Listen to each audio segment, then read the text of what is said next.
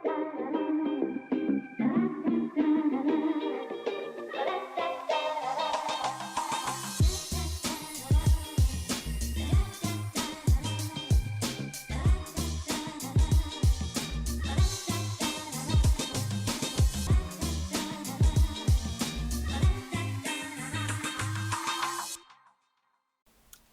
Talk with Tariro is the name of the program. Hello and welcome. On the program today, we are revisiting an issue which is a cause for concern in our country, particularly in this period where, as a country, we are grappling with COVID-19. That's the issue of rape and sexual violence. And we have again invited on the program Adult Rape Clinic to come and assist us, particularly finding out from them how are they addressing this particular issue, how many people are actually visiting them during this particular period. We know movements are restricted as a way of containing the spread of COVID-19. And on the program, she's not new on the show, that's Rumbi Zai. Rumbi, we welcome you to the talk. Thank you for having me, Tari. Yes. Maybe as a recap, we know as an organization, you have tried to define that for us, but we might be having people who are actually viewing the talk for the first time. As a recap, when we are talking about rape and sexual violence, how would we define them? Okay. When we talk about rape, and this surprisingly to many people will come as something that is very new, rape is defined as when there is penetration, and rape can only be when a man penetrates a woman. So that word in particular can only ever mean rape is because a man is the one who has sexually assaulted a woman because of the penetration. And then when we talk of aggravated indecent sexual assault, we're now talking of when a woman is the one maybe who is then said to have assaulted a man. So that is just the difference that is there. But I know people will just say rape and they'll mean sexual assault is an umbrella term for everything. I know when you're talking about this aggravated Indecent sexual assault, Yes. for a lot of people, it becomes an issue. I know I tried to raise it last time. We even had a man who was on the show talking about how he was assaulted. But for people, how can a man be sexually assaulted? You know, when you're looking at the mechanism of a man, how does it happen? If he is unwilling, can the sexual act okay? Okay. So you'll note that with the survivors that we come across, they'll tell you stories whereby one either had something given to them. They'll tell you, you know, one thing I know, I was sitting in the car, the next thing I was given a drink. So we don't really know what will be in these drinks, but we assume there's something that then causes an erection. And then some people will say, I had a gun to my head. And I mean, in that situation, you know how there's a flight or fight mode that happens with our bodies. So really, it can happen, and it is very possible for a man to be abused. Okay, I'm trying to think when the gun is on the head and then the man needs to be. You're thinking, do I survive or does it happen right here? Because it's life or get assaulted. So there's not really much of a choice that these men have. Okay, Yeah. let's zero in on our focus for Yes. today. Could you share with us in terms of the trends, current trends that you have witnessed when we are looking at, yes, we've got COVID-19, we're supposed to be within the home. And when we're talking about sexual assault, we're talking about rape within this particular period. How are the trends? Okay, so you know, when we talk of trends, we really want to then talk about what is really happening on the ground. So, in terms of numbers in our clinic, we noticed that there was a decrease. And given that initially when COVID started, there were restrictions to travel. Yeah. So this decrease, we know it's not necessarily because clients were not being abused, but they could not access the clinic. So in terms of numbers, per month, we were seeing maybe about 100 people before the lockdown, but these numbers decreased even to 50s. So in terms of trends, our numbers did decrease. And then in terms of demographics, you'll find we still have more of adolescents visiting the clinic, and girls are the ones that mostly come. Not to say males are not abused, but it's mostly girls coming in and of adolescent age group. Yes. When we're looking at these adolescents, who is abusing them? Okay, so with the adolescents now, it's very broad, really. So we found out that they're having relationships with other adolescents, And then the one that we can really never run away of is when there are relationships with older men. That one still remains there. I know it's been there time immemorial, but still you have the younger girls being approached by older men. And then these days we also have a trend whereby it's adolescents, like a 15-year-old and a 19-year-old. So there are those relationships as well. So does it become rape then if they're having a relationship? Okay, so we need to always appreciate when we talk of rape the ages whereby in this country someone can consent to sex.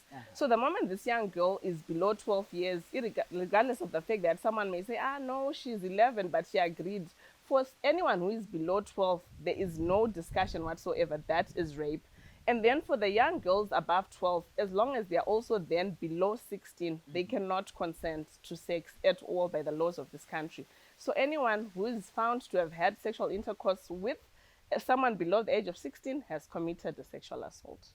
Yes. You know, when you're talking about that particular issue, it's becoming interesting to me because just recently I was reading in a paper a report which was there where a family had reported a man who was in a relationship with I think a 15-year-old girl, and this girl was standing in court and saying, no, we're actually in love with this boy. So what happens there where the girl is saying, I consented, we're having a relationship, but according to the law, like what you're saying, this girl cannot consent, but she's saying I consented? What happens there? So the law has Zimbabweans.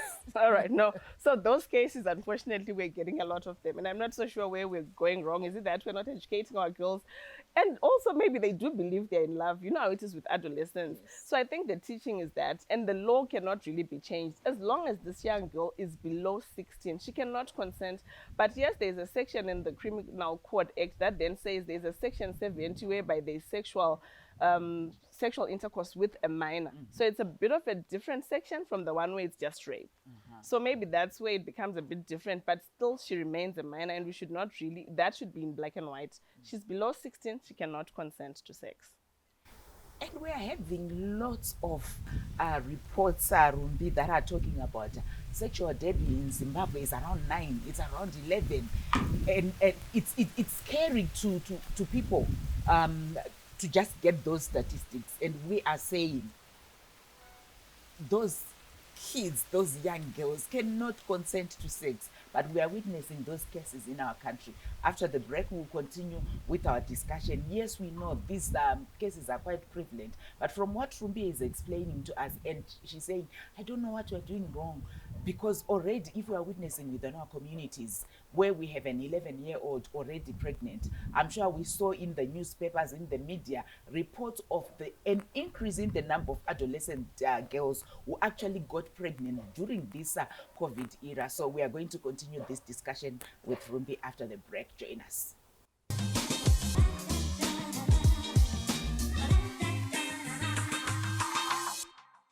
We continue with our discussion where we are looking at issues of rape, issues of sexual violence in this COVID-19 era. And Rumbi, before we went for the break, I was talking about the issue of the sexual debut, reports of adolescent girls who actually got pregnant during this particular lockdown period, and the number of the increases are actually just astronomical when you are looking at it. What do you attribute that to? So you know what? I appreciate that people had to stay safe during COVID-19 and were asked to stay in our homes. But unfortunately for adolescents and youth, the problem to access services in terms of family planning services was then something that led to the increases in those pregnancies. So you'll find that teenagers sometimes will tell their parents they're going to school, but on their way from school, they then pass by a family planning provider, get their depot shot, get their tablets, but because of having to be home during COVID-19, they failed to access these services, which is now resulting in those pregnancies that we're seeing now. Yes. So as restrictions, we know the government is trying to open up the economy now, and the restrictions are slowly being lifted. What are you anticipating? Sadly, we are worried that we're going to actually find out that there are a lot of young girls and more adolescents that are pregnant now. And unfortunately for these adolescents who maybe were sexually assaulted and could have maybe been people that could have had access to a termination of pregnancy under the Termination of Pregnancy Act, unfortunately, those pregnancies are probably way over the mark whereby they're supposed to have access to this termination of pregnancy. So we're going to have a lot of, well, we hope not, but it looks like we're going to have a lot of teenagers, even from relationships whereby they think they're in love and they might have had sex. Unfortunately, the lockdown will probably lead us to have more pregnancies from these adolescents. And when you're talking about where the law allows pregnancy to be terminated, what are those situations? Could you enlighten us more on that? Yes, that. But then we also need to acknowledge that Zimbabwe does have an act, a termination of pregnancy act. So under this act, a person who has been raped can actually have their pregnancy terminated. If I'm 11 years old and I'm pregnant, isn't that even dangerous just to me as an adolescent? So you know what? When we talk of pregnancy and age, we always then give people options. I know we're in a world where people have rights. So we always then talk about this. We physiologically, an 11-year-old might not really be well enough to carry a pregnancy. To term one, to deliver it will put this 11-year-old in danger. But then we talk about this to help them to make an informed decision. So an 11-year-old, like I said, for any person who's 12-year-old, that is rape. And yes, the termination of pregnancy can be done legally. But in the event that maybe these parents then say, no, yes, we know she's 11, but we want to keep this pregnancy, the choice is always left up to the parents after we've given them information. And when we are looking at adolescent girls, yes, she's been raped, she's been sexually assaulted. Um, what are the support systems that should be there and how important are they, particularly when you're looking at how the whole process just affects them as a human being, as a young person who is not even matured? Okay. So first thing which we hope would be something that comes without even thinking about it, should that the family support should be first. Just having your mother, someone to talk to.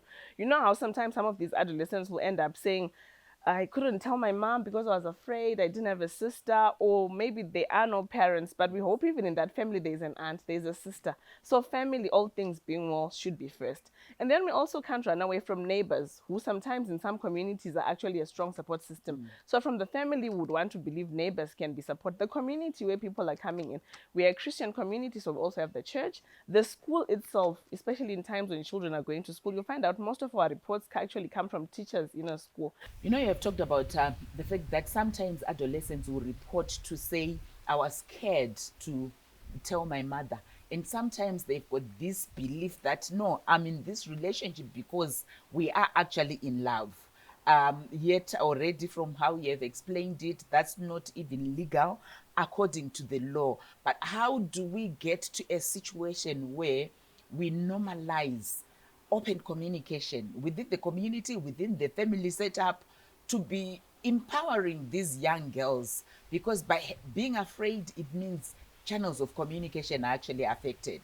So I'm looking at even empowering them to be strong enough even to not necessarily prevent rape, but to be assertive in a way. When it happens there and there, I'm acting on it. How important is all that in terms of asserting this young person?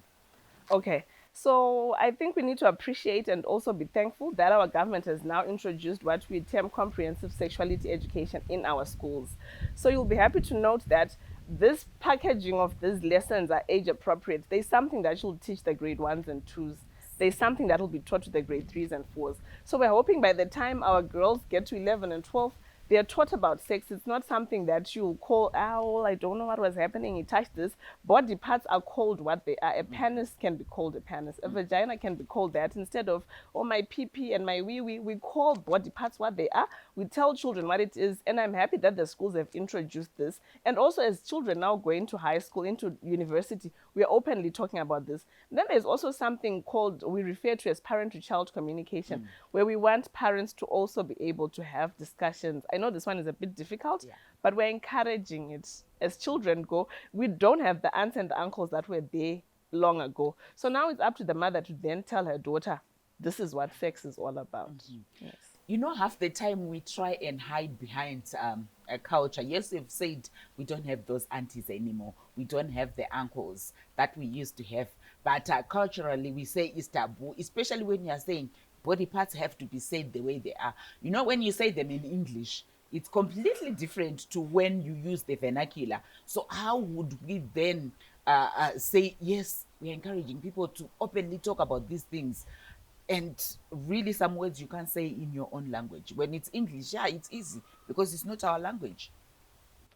I know, and it's quite tough, but we're on this show, we're on TV, we have actually called them their real names, and this is a In starting point English. in English. And I know it's a bit tough in Shona, but you know how it is. As Zimbabweans, we actually use a lot of English ourselves. So we can always, if it's more safe for us, use the English words then. Even if it's just for the body parts, then we use Shona.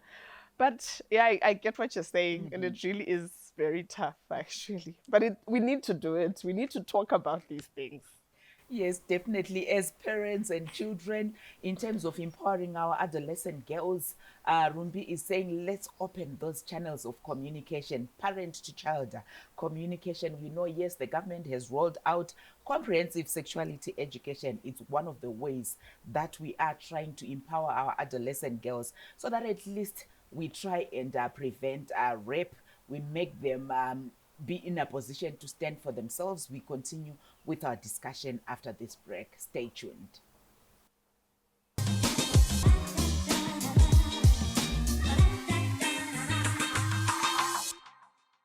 We are talking about the issues of rape, sexual violence in this COVID era.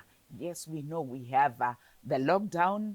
We are staying at home, and from what we are hearing from Rumbi, because our movements have been contained, our cases have sort of gone down, and their worry is as we are relaxing, the restrictions are being relaxed. More young people might be coming with cases. At the moment, Rumbi, how are you assisting survivors? You know that that's one thing that I always ask when we're talking about. You know, over the past weeks, I've talked to many organizations, and everyone is talking about, yes, we've gone virtual, we've gone virtual. I'm kukitia tota, and for even to talk about WhatsApp, talk about data, I don't have.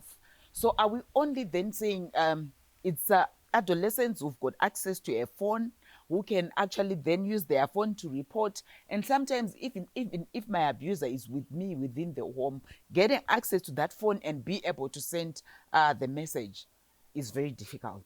What happens to me there?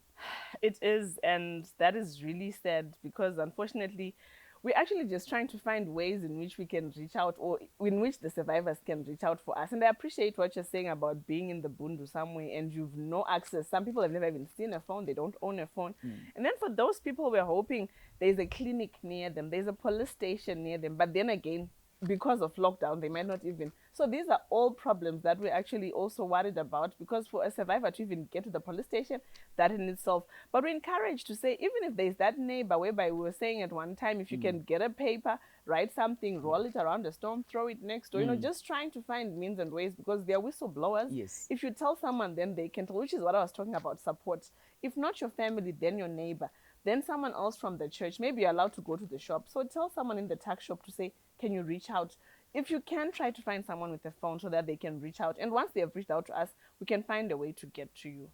Yes. And then looking at the referral pathways, when I want to access justice in terms of even confidentiality, how strong are they?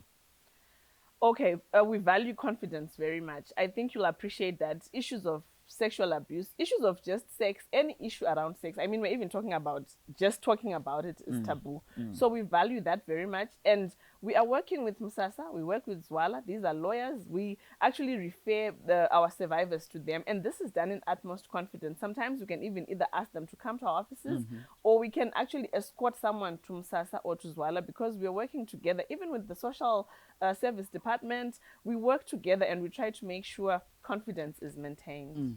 Yes.